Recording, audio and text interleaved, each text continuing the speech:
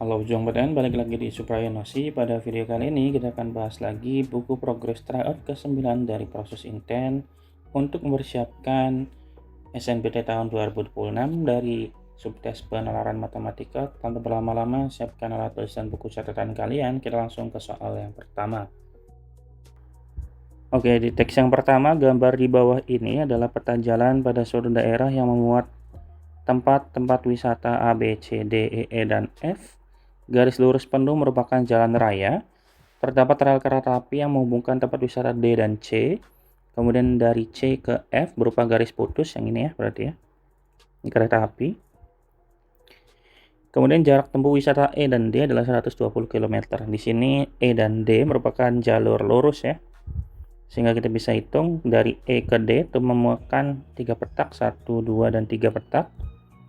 Maka otomatis E ke D itu sama dengan 120 km. Itu 3 petak kan ya. Maka satu petaknya itu bisa kita hitung dengan membagi 120 km dibagi dengan 3. Maka nilainya sama dengan 40 km. Gitu ya. Oke, coba kita lanjut ke pertanyaan atau ya pernyataan satu aja. Sauki berada di sebuah tempat wisata F dan ingin mengunjungi tempat wisata C dan D. Berarti dia di F ya. Di F mau ke C dan D. Menggunakan mobil. Ingat, menggunakan mobil berarti harus melalui jalur yang lurus ini.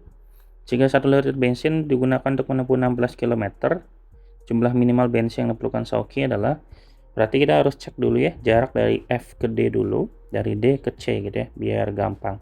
Atau kalau teman-teman mau dari F ke C juga boleh, terus baru ke D. Tapi kalau saya dari F ke D dulu.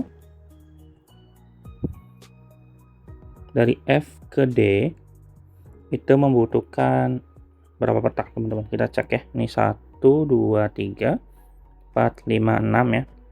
Kau boleh nggak kalau pakai jalur lain? Boleh teman-teman. 1, 2, 3, 4, 5, 6. Tetap 6 juga ya. Maka dari F ke D-nya 6 petak. Nah, sekarang dari D ke C. Dari D ke C-nya ini lebih pendek ya. Maka 1, 2, 3 petak doang. Sehingga jumlah petak F ke D-nya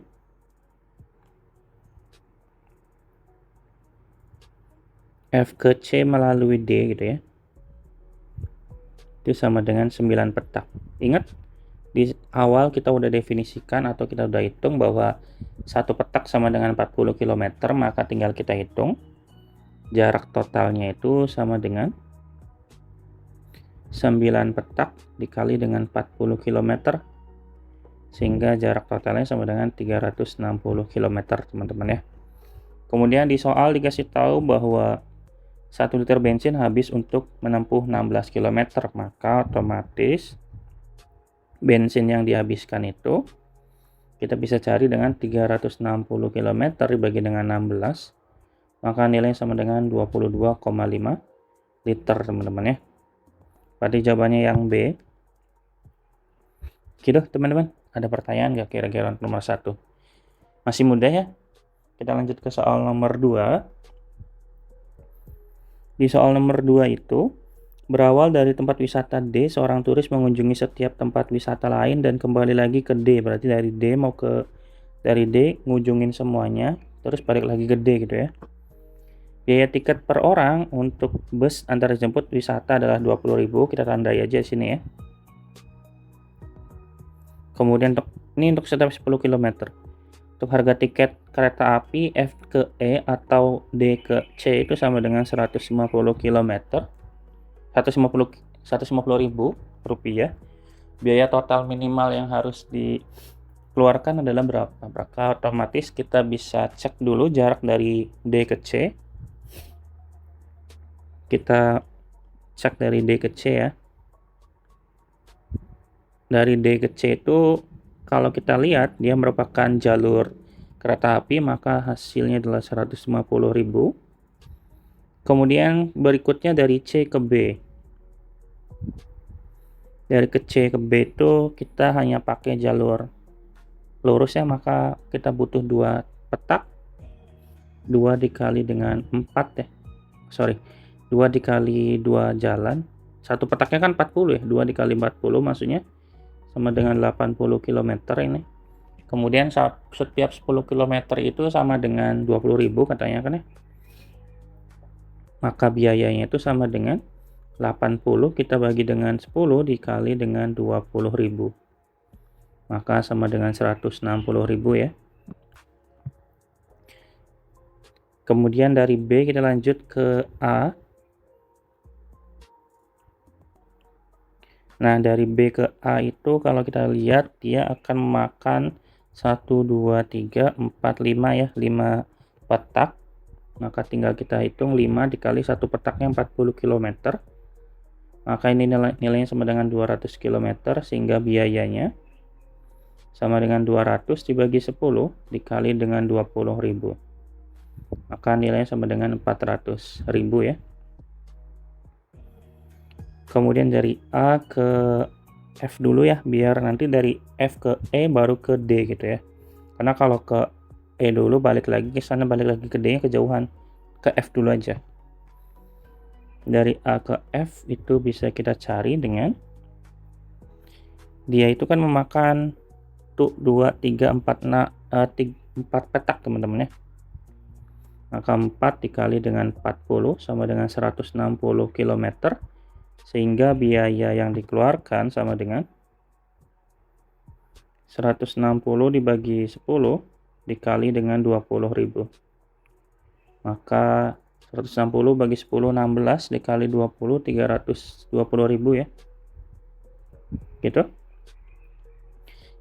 Kemudian dari F kita lanjut ke E. F ke E mah jalurnya jalur ini ya, jalur kereta api, maka bisa kita dapatkan 150.000.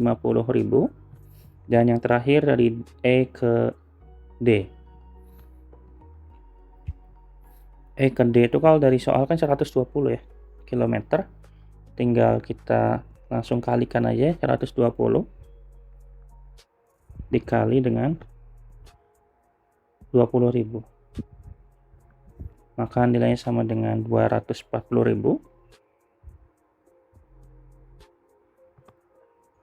Oke, sorry, ini 120-nya kita bagi dengan 10 ya. Maka sama dengan 12 dikali 20.000, 240.000. Gitu. Sehingga kita bisa hitung total biayanya teman-teman ya. Dengan menambahkan semuanya. 150.000 ditambah dengan 160.000 ditambah dengan 400.000.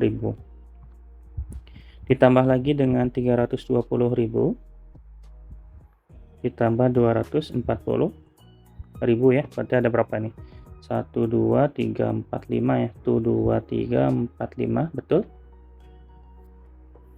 Tinggal kita hitung. Di sini kalau kita cek ya, di sini kan 160.000 sama 240.000 itu kan 400.000. Ini udah aman ya. Tinggal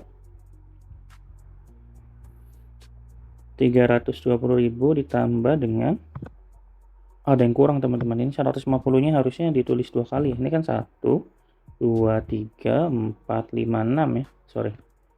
Ini kita geser aja ya. Nah, gini. Gitu. Nah, ini kan 300 ya. Kita tulis saja ya. 300.000. Kemudian 160 sama 240.000 kan 400. Kemudian tambah 400 ditambah dengan 320.000. Gitu ya. Nah, kalau kita hitung di sini 300 ditambah 400, 700, 700 tambah 400 itu sama dengan 1.100.000 ditambah 320.000 sama dengan 1.420.000 ya. Maka jawabannya adalah yang C teman-teman ya. Gitu, gampang ya teman-teman ya. Oke, kita lanjut di soal nomor berapa ini? Nomor 3 ya. Panjang rel yang menghubungkan tempat wisata E dan F adalah titik-titik dalam kilometer. Oke, kalau yang nomor 3 ini kan kalau kita lihat gambar itu kan bentuknya kayak gini ya. Bentuknya segitiga siku-siku. Maka kita bisa coba gambarkan ya.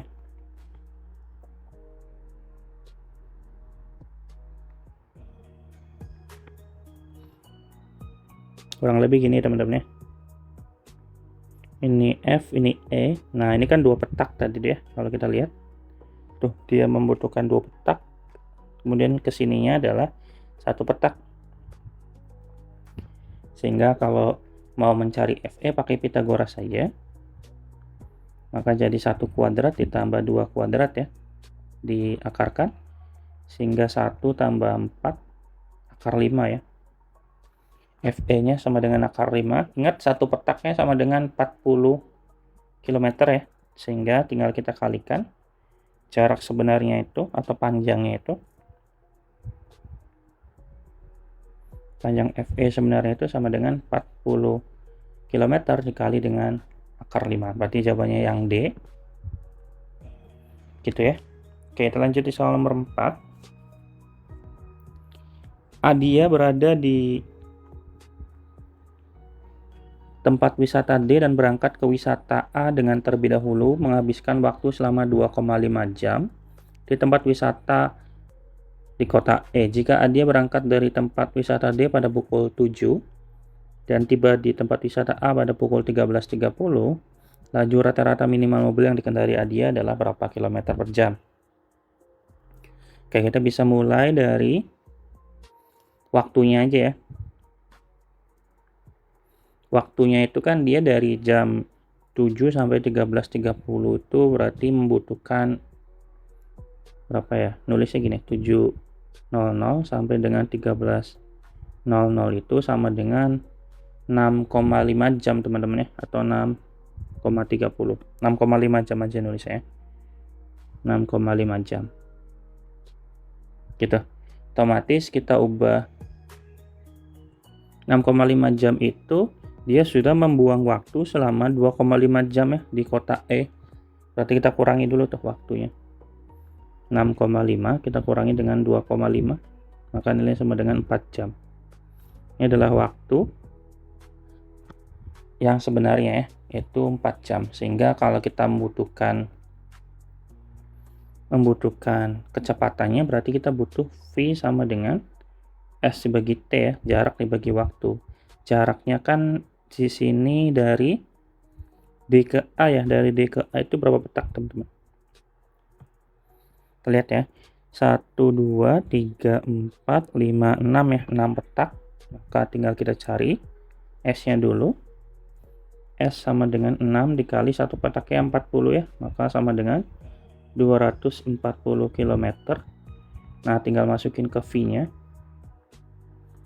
V sama dengan 240 dibagi dengan waktunya 4 ya.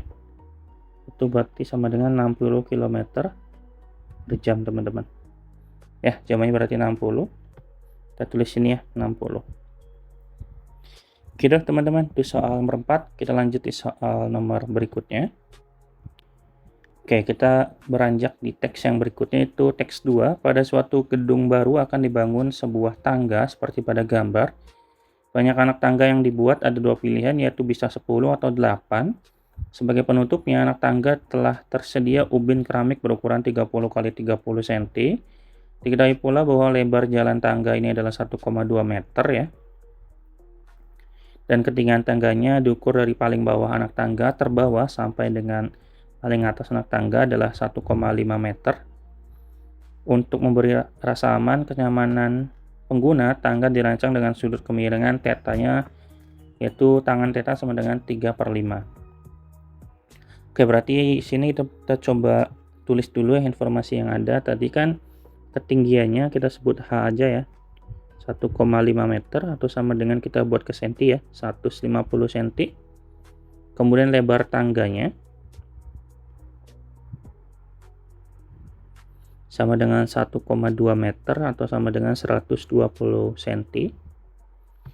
Kemudian tangan tetanya sama dengan 3/5 ya. Dan kita juga punya si apa ini? Si ubinnya, ukuran ubin itu sama dengan 30 cm dikali dengan 30 cm. Gitu dulu kali ya. Oke, kita cek di pernyataan 1 di nomor 5. Jika dibuat 10 anak tangga, lebar anak tangga sama dengan 25 cm dan tinggi anak tangga sama dengan 15 cm. Oke, berarti kita cek pernyataan 1 dulu ya. Di pernyataan 1, jika dibuat 10 tangga, maka cek ketinggiannya dulu ya. Berarti misalnya ketinggiannya pakai H, itu berarti kan ketinggian totalnya kan 150 ya. 150 dibagi dengan katanya anak tangganya ada 10, maka dibagi 10 nih. Maka ketinggiannya pasti 15 cm. Ketinggian setiap anak tangganya. Kemudian kita juga bisa cek dari lebar anak tangganya ya, atau sama dengan W ya. Itu berarti kita bisa, ini kalau kita gambarkan teman-teman ya, ini kan segitiganya kayak gini nih, segitiga yang ini ya, yang segitiga anak tangga ini kan kayak gini nih, ini H, ini W nya ya. Nah, dari sini kita bisa manfaatkan si tangan theta tadi ya. Kalau tetanya di sini otomatis itu berarti tangan theta itu sama dengan, tangan itu kan depan samping, depannya berarti H, sampingnya itu W, sehingga tangan tetanya itu 3/5, H nya 15, W nya itu belum ada, kita kali silang aja ya, berarti 3W sama dengan 15 kali 5, maka W nya sama dengan 15 dikali 5 dibagi 3 gitu ya. Nah, di sini kita bisa bagi 15 dibagi dengan 3 yaitu 5 ya, maka W nya sama dengan 5 dikali 5, W nya sama dengan 25 cm teman-teman. Berarti pernyataan 1 betul ya, si lebarnya sama dengan 25, tingginya 15 gitu. Paham ya?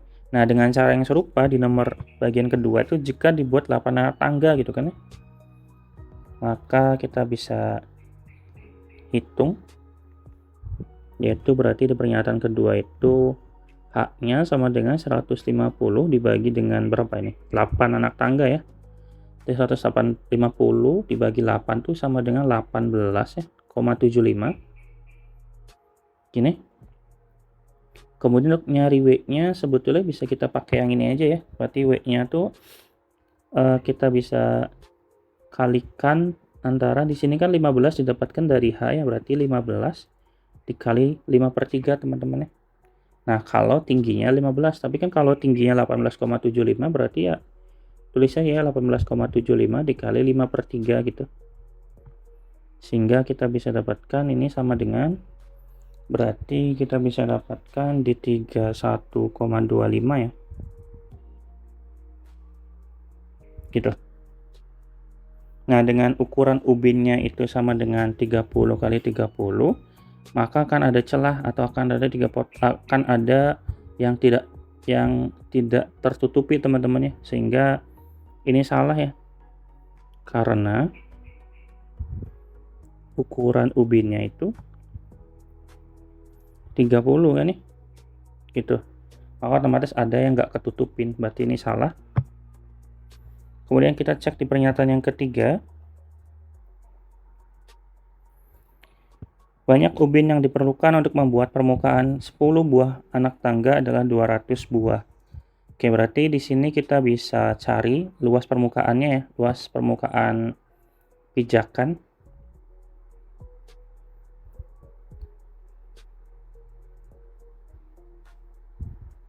Luas permukaan pijakannya kan pasti membentuk sebuah bangun datar persegi panjang ya. Lebar dari ini berarti kita bikin L ya, sama dengan lebar dari si anak tangganya itu kan berarti 120 yang tadi ya, 1,2 dikali dengan tinggi si tingginya, yaitu si lebarnya, si lebarnya itu kalau 10 tadi berapa ya, 25 ya lebarnya teman-teman ya, berarti 120 kali 25 itu sama dengan 3 berapa nih, 3000 ya.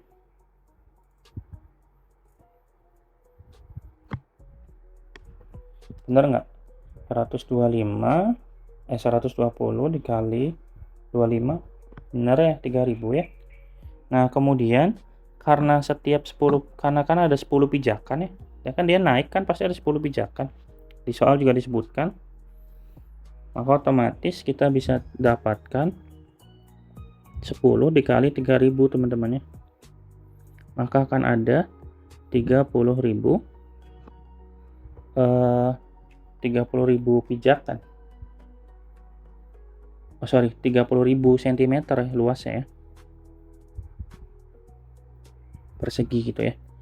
Nah, karena jumlah ubinnya kan, ukuran ubinnya kan sama dengan 30 kali 30 ya,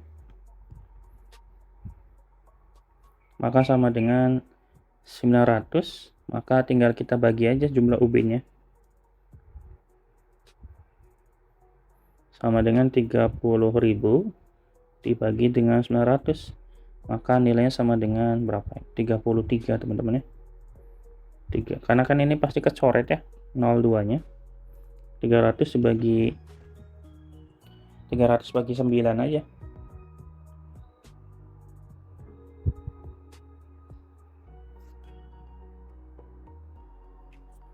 33,3 ya.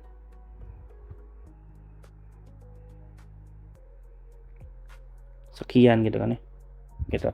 Jadi pernyataan ketiga juga salah, sehingga pernyataan tepat untuk nomor 3 itu benar, salah, salah. Jawabannya berarti yang C. Oke, kita lanjut di soal nomor 6. Berdasarkan gambar dan keterangan di atas, nilai A sama dengan berapa? Oke, nilai A itu berarti dari sini ke sini ya. Itu kita bisa gunakan Pitagoras, teman-teman. Karena kan di sini kan segitiga atau siku-siku, kita punya sisi depan, ini sisi samping, berarti kita hubungkan dengan ini tangan ya. Tangan theta sama dengan depannya itu kan berarti 1,5 atau 150 aja ya, dibagi dengan A, berarti ini kan tangannya sampai tadi 3/5 ya, 3/5 sama dengan 150 dibagi A, sehingga 3A sama dengan 150 dikali 5 ya, maka A nya sama dengan 150 kali 5. Kita nggak usah kalikan ya, ditulis dulu aja biar nanti kita bisa coret. 150 bisa kita bagi dengan 3, yaitu sama dengan 50 ya. 50 dikali 5 sama dengan 250 cm. Kita buat ke meter teman-teman ya, maka nilai sama dengan 2,5 meter. Jawabannya berarti yang E. Gitu teman-teman ya. Oke, kita lanjut di soal nomor 7. Pada saat pemasangan ubin dan pemotongan ubin diperbolehkan. Satu lusin ubin dijual dengan harga 210.000 dan tidak dapat dibeli satuan jika pemilik gedung berencana memasang 10 anak tangga. Banyak minimal ubin yang dibeli untuk memasang ubin pada seluruh bagian anak tangga adalah titik-titik. Di sini kan berarti dia butuh 10 anak tangga ya. 10 anak tangga kan ketinggiannya tadi sebanyak 1,5 meter ya. Lebarnya sama dengan, ketinggian setiap anak tangganya tuh tadi 15. Tulis dulu deh. Berarti di nomor 7 H-nya berarti sama dengan 15 ya, cm. Kemudian W-nya sama dengan 25 cm. Ini kita udah dapatkan dari soal nomor 1 teman-teman ya. Yang ini loh. Kalau 10 anak tangga. Yang ini sama yang ini. Oke ya. Kemudian lebar dari si anak tangganya atau pijakannya kan sama dengan 120 ya tadi ya. 120 cm. Berarti kita cek dulu ubin untuk pijakan tuh butuh berapa gitu kan ya.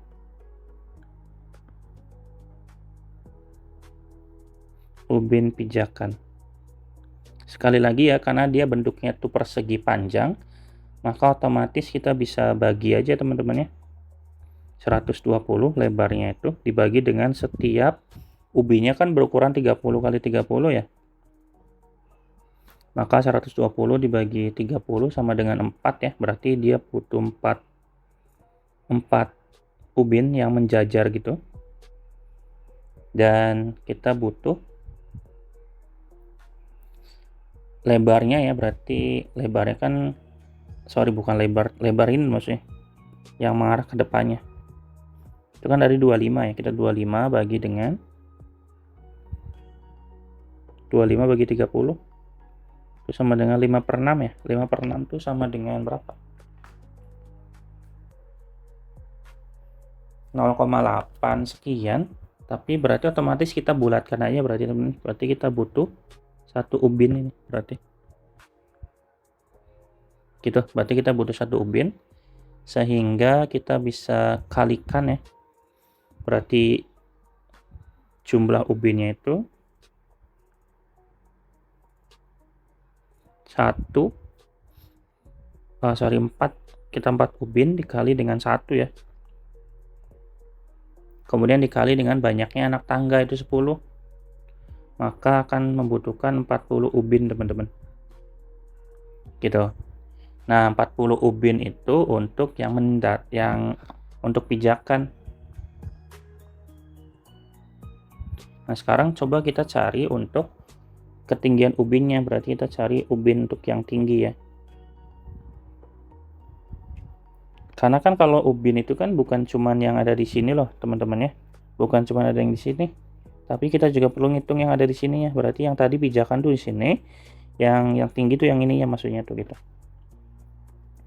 Berarti kita bisa butuh lagi berapa gitu kan ya. Sama aja ya prosesnya. Berarti kita bagi 120 dengan 30. Maka otomatis butuh 4 ubin juga untuk yang secara mendatar.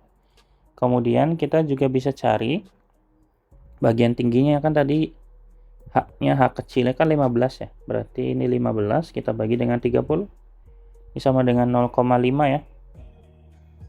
0,5 ubin atau setengahnya. Karena boleh melakukan pemotongan ya. Maka pemotongan yang ini kan jelas ya. Maka kita bisa tinggal kalikan jumlah ubinnya itu sama dengan kayak tadi lagi ya, berarti 4 kita kalikan dengan 0,5 dikali dengan 10. Maka 2 dikali 10 sama dengan 20. Sehingga mereka kan totalnya itu, jumlah totalnya sama dengan 40 ditambah dengan 20. Maka akan butuh 60 ubin. Gitu. Karena butuh 60 ubin, sementara 1 lusin itu sama dengan 12. Maka total lusinnya itu sama dengan 60 kita bagi dengan 12 ya. Maka nilainya sama dengan 5 lusin teman-teman. Jawabannya berarti yang B. Gitu ya. Semoga bisa dipahami ya teman-teman. Kita lanjut di soal nomor 8. Pada saat pemasangan ubin dan pemotongan ubin diperbolehkan. Ini soalnya masih sama ya. Ya. Itu masih sama sampai sini. Yang ditanyakan pengeluaran minimal untuk memasang ubin pada seluruh bagian anak tangga. Berarti kita tinggal cari hitungannya. Kita kali aja ya. Itu 8 itu berarti 5 lusin aja. 5 lusin dikali dengan harga 1 lusinnya sama dengan 210.000. Maka sama dengan 105 ya. Atau sama dengan 1.050.000. Jawabannya berarti yang D. Oke deh teman-teman. Semoga bisa dipahami. Kita lanjut ke soal berikutnya. Teks ketiga, sebuah perusahaan pemasok barang jenis A, B, dan C memberikan kebijakan potongan harga kepada pelanggan retail dengan aturan hanya 60% penjualan yang melakukan pembayaran secara tunai. Ini berarti 60% secara tunai ya. Untuk setiap jenis barang, jumlah transaksi pada suatu hari dan harga jual ketika barang disajikan dalam tabel. Oke lah ya, ini kita skip aja. Kemudian jenis barangnya ABC dengan harganya dengan jumlah boxnya segini. Kemudian setiap harga per boxnya segini. Kalau kita masukin mulai input pembelian barang, hitung harga total harga. Kalau tunai ke bawah, kalau tidak ke kanan ya. Kalau ada utang berarti ke bawah, kalau ada utang ke kanan lagi. Gitulah ya. Kita fokus ke soalnya aja dulu. Jika 50% penjualan non-tunai dilakukan oleh pelanggan yang pernah berhutang di waktu sebelumnya, dan 50% diantaranya membayar tepat waktu. Peluang seseorang pelanggan tidak mendapatkan potongan harga pada suatu transaksi adalah, oke, di sini peluang non-tunai sama dengan 50%. jika 50% penjualan non-tunai dilakukan oleh pelanggan yang pernah berutang di waktu sebelumnya. Ini berarti non-tunai ya. Oke, kalau kita lihat di soal itu kan yang melakukan pembayaran secara tunai itu sama dengan 60% ya, berarti yang non-tunai itu 40%. Di sini aja ya.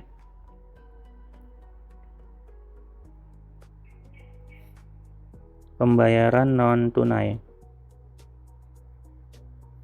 sama dengan 40%, karena kan totalnya 100 dikurangi yang tunainya sama dengan 60% gitu kan ya, sehingga non tunainya 40% itu sama dengan 0,4 gitu ya teman-teman ya. Kemudian peluang mereka untuk berhutang itu sama dengan 50%.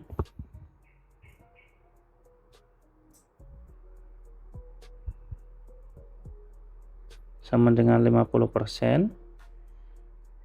Yang pertanyaannya adalah peluang tidak mendapatkan potongan. Karena kan yang 50%-nya diantaranya bayar tepat waktu, berarti otomatis yang tidak mendapatkan diskon itu ketika dia tidak membayar secara tepat waktu kan teman-temannya. Berarti 50% laginya kan tidak tepat waktu tuh. Berarti benar ya, peluang berutang tidak tepat waktu 50%. Berarti tinggal kita kalikan ini aja nih, 50% dikali 40% atau 0,4. Ini kita dapatkan 0,5 aja ya. Berarti peluang tidak mendapat diskon itu sama dengan 0,4 kita kalikan dengan 0,5, maka sama dengan 0,2 atau sama dengan 20/100 ya, 20%, atau kalau kita sederhanakan jadinya 1/5 teman-teman. Jawabannya berarti yang B gitu ya. Kemudian di soal nomor 10, jika 50% penjualan non tunai dilakukan oleh pelanggan yang pernah berutang di waktu sebelumnya dan 50% diantaranya membayar tepat waktu, hasil penjualan barang C yang tidak mendapatkan potongan harga adalah titik-titik. Oke, berarti tinggal kita masukin yang ini aja teman-teman ya, 1/5 kita kalikan dengan harga penjualan harga dari yang C tadi ya. C kan ada jumlah boxnya, ada berapa ini, 30.000, kita 30.000 jumlah penjualan dengan setiap harga jual per boxnya sama dengan 200.000 ya, maka tinggal kita kalikan aja, yaitu tadi 30.000 ya, 30.000 kita kalikan dengan 200.000 dikali dengan 1/5, sehingga ini kan 30.000 kita kalikan dengan 200.000 itu sama dengan banyak teman-temannya ini ya, 6 miliar ya.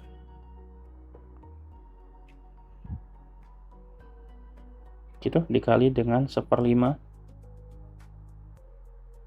maka kita akan dapatkan 1.200.000.000 rupiah. Gitu teman-teman, jawabannya berarti ini. Sip, semoga bisa dipahami ya teman-teman ya. Kita lanjut ke soal nomor 11. Oke, di nomor 11 masih lanjutan dari soal yang tadi. Berdasarkan informasi di atas, cek pernyataan berikut. Yang pertama, jika membeli barang A sebanyak 10.000 box dengan uang tunai, pelanggan mendapatkan potongan seharga 1 juta rupiah. Oke, berarti kalau kita cek pernyataan 1 ya, di nomor 11 ini, kan ada 1000 box. Maka 1000 kita kalikan dengan harganya ya. Harganya itu sama dengan 100.000 ya. Dikali 100.000, maka hasilnya ada 100 juta gitu. Maka potongan tunai, kalau kita lihat potongan tunai, karena membayar secara tunai maka dia akan mendapat potongan ini teman-teman ya. Pembayaran tunai ya menggunakan diskonnya 10%, maka tinggal kita kali dengan 10%, yaitu berarti 10% dari 100 juta maka sama dengan 10 juta ya. Maka harusnya 10 juta, tapi di pernyataan itu kan 1 juta, berarti ini salah. Kemudian pernyataan yang kedua, jumlah barang B yang tidak mendapatkan potongan harga adalah 8.000 box. Berarti kita barang B dulu ya. Barang B itu ada berapa? Barang B 20.000 ya. B itu sama dengan 20.000 box.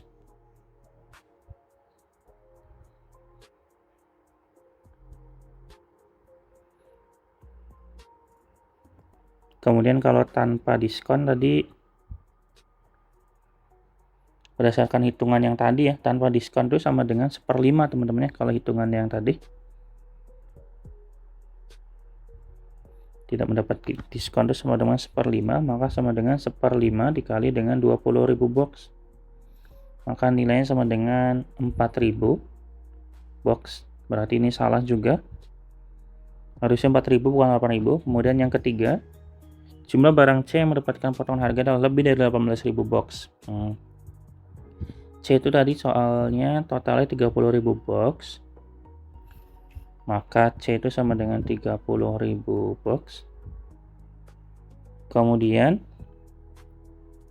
diskonnya tadi yang tidak kena diskon kan 1/5, otomatis yang kena diskonnya 4/5 dong ya. Berarti diskonnya itu kita bisa cari nih, sama dengan 30.000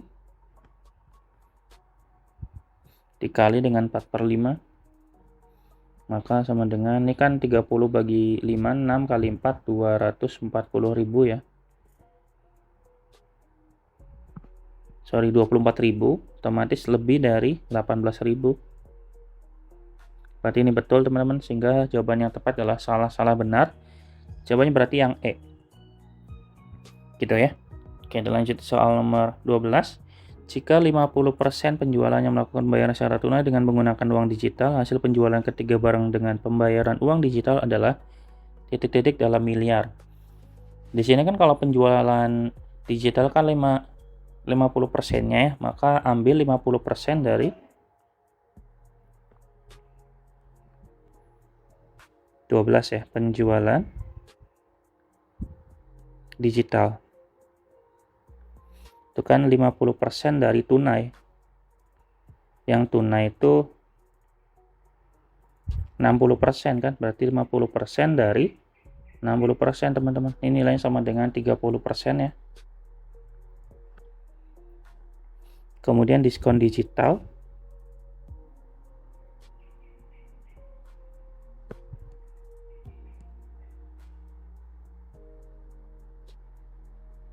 kita cek ya, diskon digital tuh tadi ya, kalau dia pakai uang digital maka kena 20% diskonnya, yaitu 20%. Maka dia pasti hanya membayar 80% ya. Gitu. Berarti kita bisa cek barang yang A dulu. Yang A itu kan totalnya kan 25.000 box ya. 25.000 box, kemudian harga jualnya itu 100.000. Nanti berarti kita kalikan dengan 30 dikali dengan 80 ya. Berarti kita tulis tadi 25.000 box, kemudian ada 100 dengan harganya 100.000 dikali dengan 30% ya. Dikali 80%. Teman-teman tinggal hitung aja, nanti kita dapatkan di 600 juta rupiah. Gitu. Tinggal ke yang B. Ini kan kalau pakai manual juga gampang teman-teman. Ini kan 25.000 sama 30% kan 7.500 ya. Kemudian 100.000 dikali dengan 80%, maka 80.000 dikali dengan 7.500 dapat 600 juta rupiah. Gitu. Tinggal kita ke barang yang B. Barang B itu harganya, jumlahnya ada 20.000, harganya 150 ya.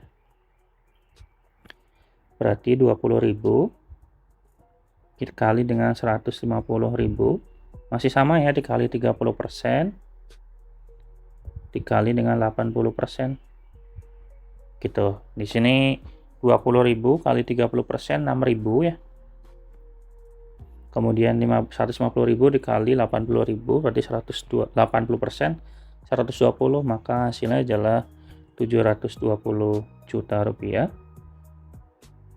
Kemudian yang C itu totalnya tadi 30.000 kalau nggak salah ya. 30.000 dengan harga per boxnya sama dengan 200.000, berarti 30.000 dikali 200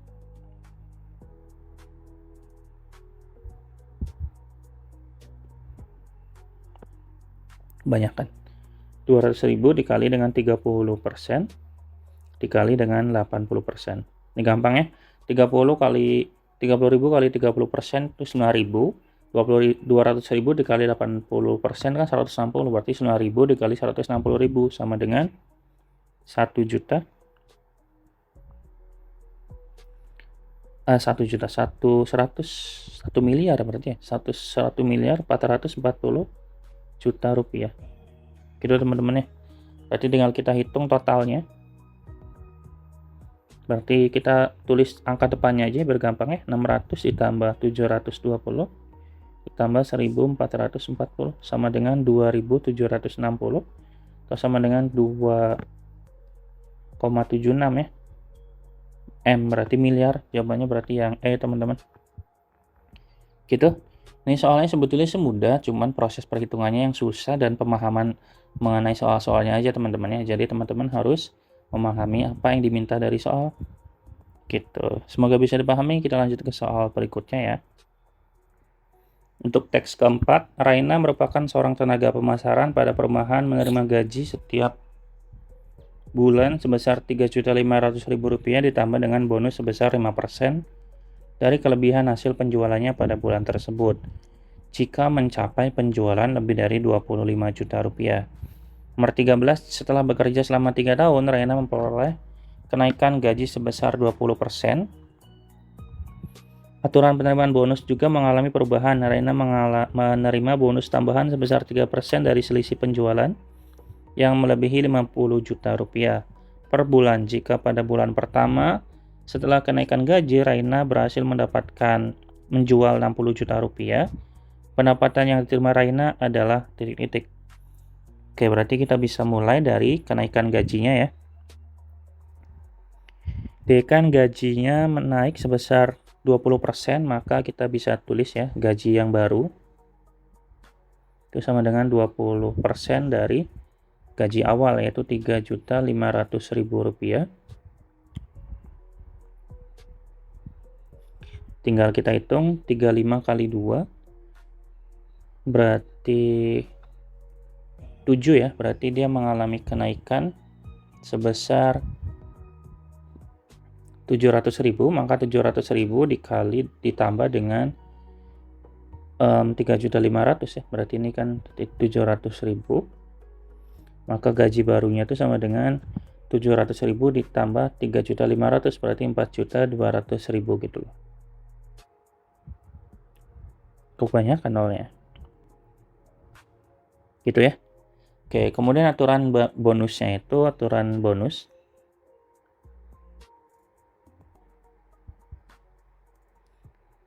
itu sama dengan tambahan 3% dari selisih penjualan yang melebihi 50 juta. Maka dia sudah mendapatkan penjualannya 60 juta, maka 60 juta dikurangi dengan selisihnya 50 juta ya, kurangi 50. Maka ini selisihnya sama dengan 10 juta rupiah teman-teman ya.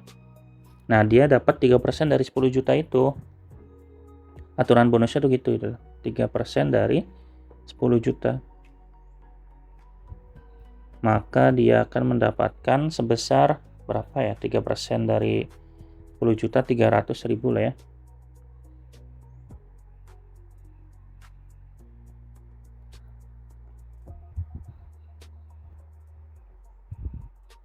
Gitu. Sehingga pendapatan yang diterima pada bulan itu otomatis totalnya sama dengan 4.200.000 ditambah dengan 300.000 teman-teman. Maka sama dengan 4.500.000 rupiah. Jawabannya berarti yang A ya. Gampang ya. Oke, kita lanjut di soal nomor 14. Jika pada bulan Desember Raina memperoleh gaji dan bonus sebesar 50 juta, hasil penjualan Raina pada bulan tersebut adalah total gajinya dapat 55 juta, gaji pokoknya itu kan sama dengan 3.500.000 ya. Berarti kita dapatkan bonusnya aja nih. Bonusnya itu berarti sama dengan 5 juta dikurangi 3.500.000. Gitu. Maka kita dapatkan 1.500.000. Ini bonusnya berarti 1.500.000. Nah, berarti kita bisa dapatkan bonusnya. Bonus itu sama dengan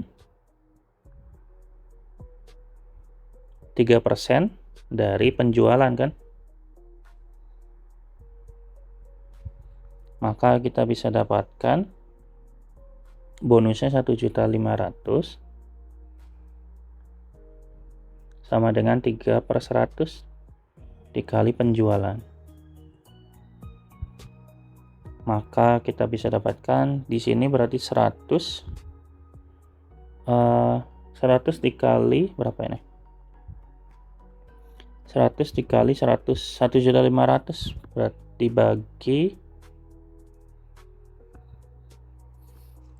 berarti penjualannya itu sama dengan 50 juta ya. Gitu. Pertanyaannya kan hasil penjualannya betul ya 50 juta. Berarti jawabannya yang B. Kita lanjut di soal nomor 15. Jika X adalah hasil penjualan yang diperoleh Raina pada bulan tertentu dengan X lebih besar daripada 25 juta, bonus yang diterima Raina pada bulan tersebut adalah, berarti kalau yang ini nyari bonusnya doang ya. Berarti bonus itu kan, kalau ini kan berarti belum pakai yang aturan ini teman-teman ya, belum pakai aturan yang baru. Makanya berarti pakainya 5% dari penjualan, hasil penjualannya. Berarti kita pakai itu, berarti kita bisa pakai dari bonus itu sama dengan 5% dari penjualan dan batas ya. Penjualan dikurangi dengan batas. Gitu. Berarti batasnya kan tadi 25 juta ya, berarti 5% dari penjualannya berarti X. Kita buat sebagai X saja ya. Dikurangi dengan batasnya 25 juta. Gitu. Nah, berarti 5% dari X berarti 5% X dikurangi 25 juta dikali 5% berarti 1.250.000. Ini kita ganti 5%-nya jadi 0,5x. 0,05x dikurangi 1.250.000. Jawabannya berarti yang B ya. Nah, muncul pertanyaan, Kak, kenapa yang ini kita pakainya 5%? Karena kan di sini soalnya kan pakai pengaturan yang ada di sini nih. Lebih dari 25 juta. Yang ini kan pakai yang lebih dari 25 juta teman-teman ya. Kalau yang ini nomor 14 dan 13 itu kita gunakannya pakai aturan baru, yaitu pakai 3%. Ya. Gitu ya. Semoga bisa dipahami teman-teman. Kita lanjut di soal nomor 16. Soal nomor 16 itu lanjutan dari soal nomor 15 ya. Karena kalau yang ini ngitung bonusnya, kalau yang ini jumlah pendapatannya, total pendapatan, maka pendapatannya kan, maka gaji pokok ditambah bonus kan.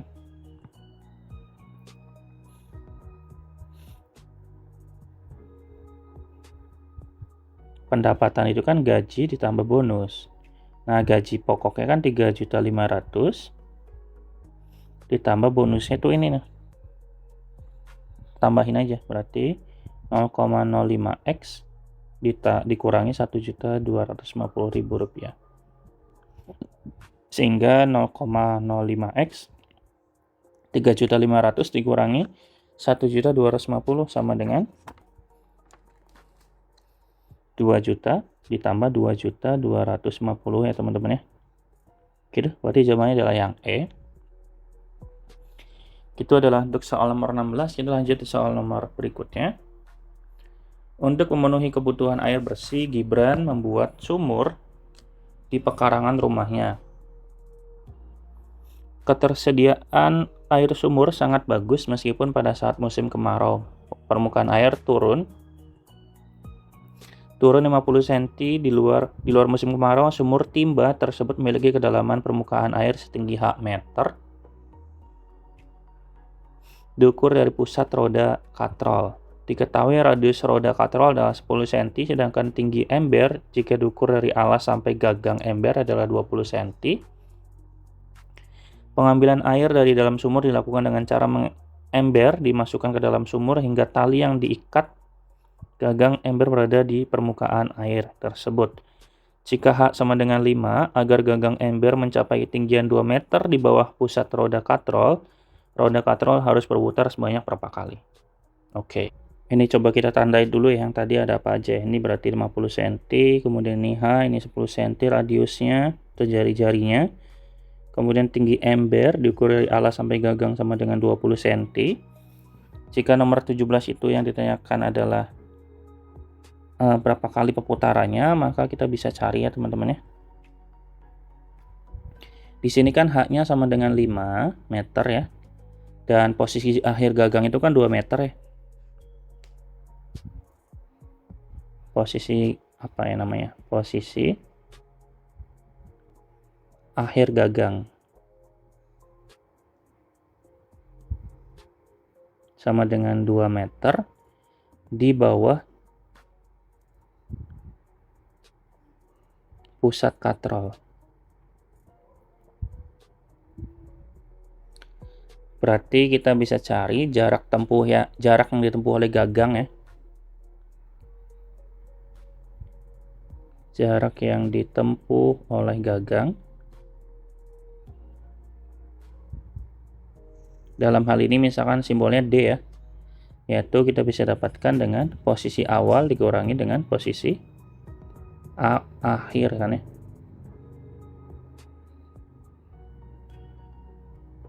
Gitu. Berarti kan kita bisa dapatkan D sama dengan posisi awalnya 5, akhirnya 2, maka D-nya sama dengan 3. Gitu ya, sampai situ aman nggak? Meter ya, kita buat ke dalam senti juga nggak apa-apa. 300 cm. Nah, kemudian berarti tinggal kita cari jumlah putarannya. Jumlah putaran itu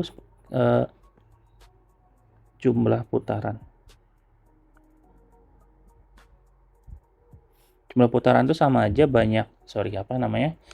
panjang lintasan atau jarak dibagi dengan keliling kan ya. Berarti D dibagi dengan K-nya keliling, D-nya itu 300. Kelilingnya kan 2pi R ya, 2pi dikali R. R-nya itu kalau dalam soal tadi 10, 2pi kali 10. Maka 300 dibagi dengan 20pi. Kita bagi dengan berapa ya? Bagi dengan 20 boleh ya. Berarti 300 bagi 20 15. 20 bagi 20 habis, maka ini sama dengan 15 per pi, teman-teman. Jawabannya berarti yang B. Kemudian kita lanjut di soal nomor 18. Jika roda katrol harus berputar sebanyak 50 kali untuk menarik gagang ember sampai pada ketinggian 2 meter di bawah sumbu roda katrol, maka hanya berapa meter? Kita masih gunakan cara yang sama ya. Jumlah putaran itu kan sama dengan panjang atau jarak yang ditempuh dibagi dengan keliling ya.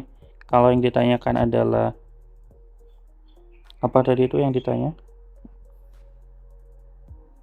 Ketinggiannya, maka kita bisa cari dulu deh ini jaraknya. Cari dulu jaraknya D sama dengan banyaknya putaran dikali keliling ya. Di sini banyak putarannya sama dengan 50 dikali dengan K-nya sama dengan 20pi ya. 20pi didapatkan dari kan 2pi dikali 10 kan, 20pi ini sama dengan K kan. Maka 50 dikali 20pi sama dengan, ini berarti dalam meter teman-teman ya. Karena dalam meter ini berarti bukan 20 ya. Makanya berarti 0,2pi aja. Sehingga ini sama dengan 10pi gitu. Nah, kemudian berarti tinggal kita cari posisi awal dikurangi akhir tadi ya. D itu sama dengan posisi awal dikurangi dengan posisi akhir kan ya. D-nya itu dapat 10pi. Kemudian posisi akhirnya itu, posisi awal belum ada ya. Berarti posisi awalnya kita anggap sebagai H aja ya. Dikurangi posisi akhirnya 2 meter, 2. Maka H-nya itu sama dengan 10pi ditambah dengan 2 ya. Jawabannya berarti yang E. Gitu. Oke, kita lanjut di soal nomor 19. Jika diperlukan 20 putaran roda katrol untuk menarik ember dari sumur tersebut hingga ujungnya menyentuh permukaan air, tinggi air dalam sumur adalah berapa? Oke, masih cara yang sama ya. Seperti nomor 18, kita dapatkan dulu nilai D-nya sama dengan N dikali K. N-nya tadi 20 putaran, dikali K-nya sama dengan 0,2 pi ya. Karena adalah meter lagi. Maka jadinya di sini 4 pi D-nya. Nah, tinggi air itu, tinggi airnya kalau dalam soal itu kan ada di sini, di 20 ya, karena untuk mencari tinggi air itu kan sama aja mencari jarak dari si banyak putaran tersebut ditambah dengan tinggi ember, kan tinggi embernya sama dengan 20 teman-teman. Maka tinggal kita tadi tambahkan lagi ya, di D sama dengan posisi akhir, posisi apa ini berarti ya, berarti D sama dengan, oh ya gini aja, pakainya tinggi air aja, yang ditanyakan kan tinggi air ya. Tinggi air itu kan sama dengan tinggi atau jarak ya, jarak dari si katrol tersebut sebanyak 20 putaran atau jarak tarik gagang ditambah dengan tinggi ember kan ya. Gitu aja deh, sama aja kok sebenarnya konsepnya. Berarti ini 4pi ditambah dengan tinggi embernya sama dengan tinggi embernya 0,2 ya, karena 20 cm. Maka jawabannya, oh udah ada ya, cuman sampai sini aja berarti. Jawabannya berarti yang E. Gitu. Oke, kita lanjut di soal nomor terakhir. Jika pada saat musim kemarau roda katrol harus berputar sebanyak 200 kali untuk menarik gagang ember sampai ketinggian 1 meter di bawah pusat roda katrol, maka H-nya berapa? Ini konsepnya masih sama persis, masih sama ya. Cuman kita harus cari tahu dulu permukaan air ketika musim kemarau itu kan dia turun sebanyak sampai turunnya 50 cm kan, berarti 0,5 meter ya. Berarti kita bisa tadi kan turun, gimana ya nulisnya ya, di sini ya. Berarti turun sebanyak 0,5 meter ya, karena kemarau tadi ya. Oke. Sehingga kedalaman airnya sama dengan H ditambah dengan 0,5 gitu kan ya. Nah, karena si roda berputar sebanyak 200 kali, maka kita bisa dapatkan nilai D-nya itu 200 dikali dengan kelilingnya itu 0,2 ya. Maka ini sama dengan 40 pi. Caranya masih sama kok teman-teman ya. Nah, tinggal kita cari nilai D. D itu kan sama dengan posisi awal dikurangi posisi akhir kayak tadi ya.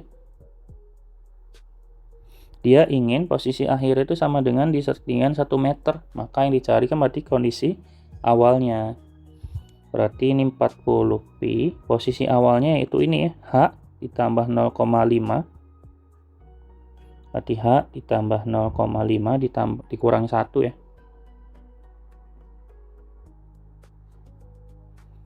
Maka H ditambah 0,5 dikurangi 1 berarti 0,5 ya, min 0,5. Ini jadinya 40 pi. Berarti H-nya sama dengan 40 pi ditambah dengan 0,5 teman-teman.